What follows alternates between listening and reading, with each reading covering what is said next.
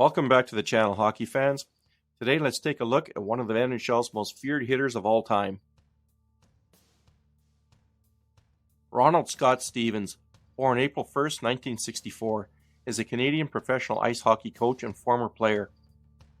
As a defenseman, Stevens played 22 seasons in the National Hockey League for the Washington Capitals, St. Louis Blues, and New Jersey Devils, serving as captain of the Devils from 1992 to 2004.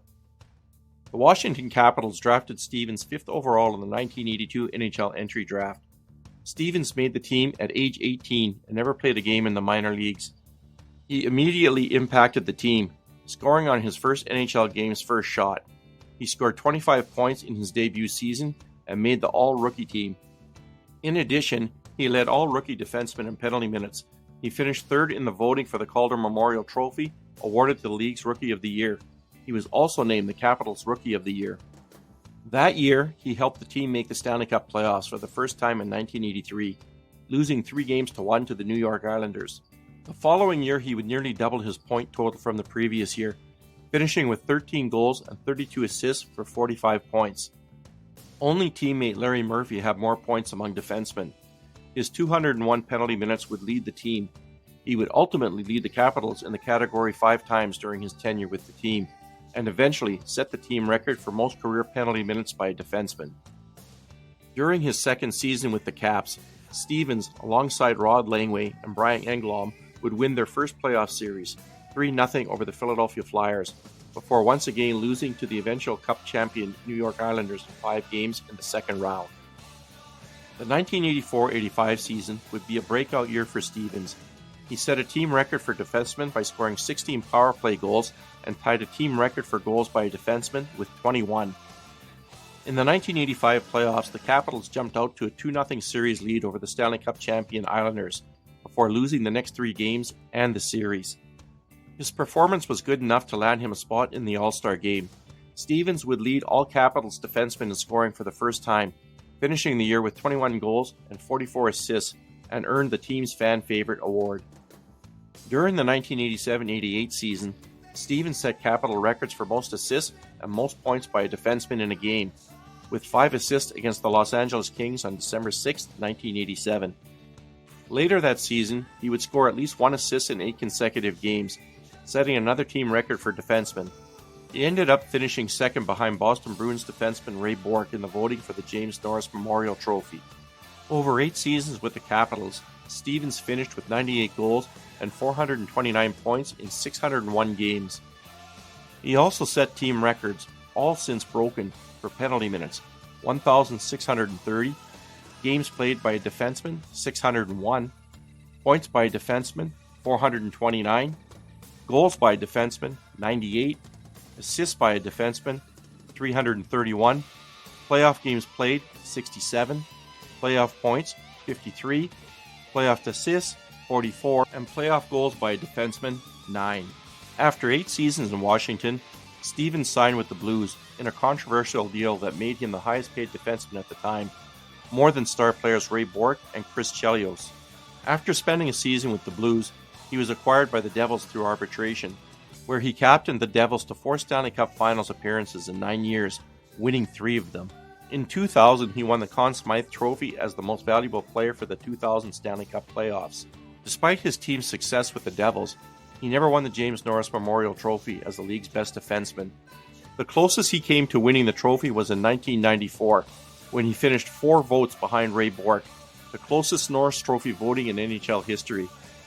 After winning 9 of the Devils' first 24 games during the 1994-95 season, Stevens and the Devils would defeat the favored Detroit Red Wings in a sweep to win the team's first Stanley Cup. Stevens' reputation as a hard hitter was further solidified in Game 2, where he leveled Vyacheslav Kozlov with a body check that temporarily knocked him out of the game.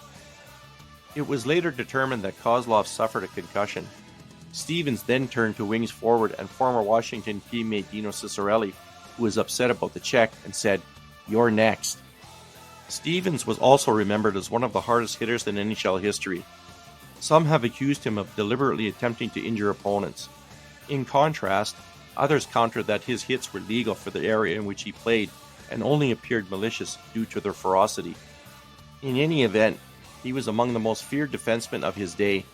Among the victims of Stevens' body checks were Vyacheslav Kozlov, Eric Lindros, Paul Kariya, Shane Willis, and Ron Francis. His career came to an end after a slapshot hit his head and caused post-concussion syndrome. Stevens was the longest reigning captain in Devils history. Stevens was honored by the Devils by becoming the first player in team history to have his number retired by the team. His number 4 was raised to the rafters on February 3, 2006. Stevens was later inducted into the Hockey Hall of Fame in 2007, his first year of eligibility.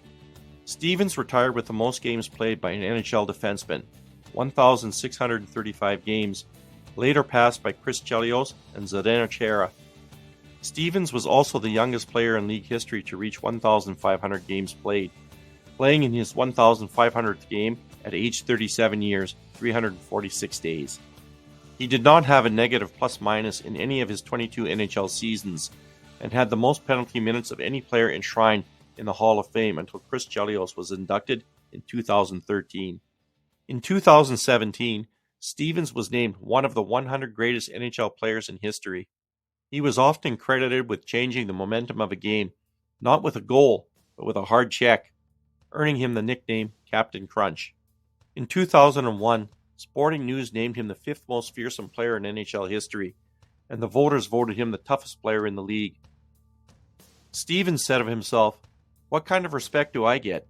Just because I'm a physical player? It's okay to come at me and do what you want.